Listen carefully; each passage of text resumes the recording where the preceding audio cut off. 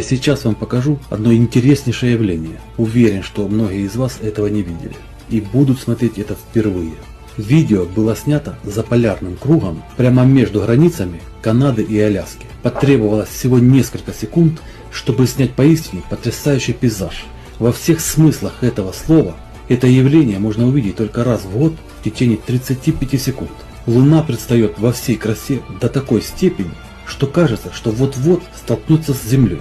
И сразу после этого происходит полное затмение Солнца всего на 5 секунд, во время которого резко становится темно, а потом свет возвращается. Это явление происходит только в точке пересечения, где Луна ближе всего к Земле. И тогда мы сможем увидеть огромную скорость, с которой движется наша планета.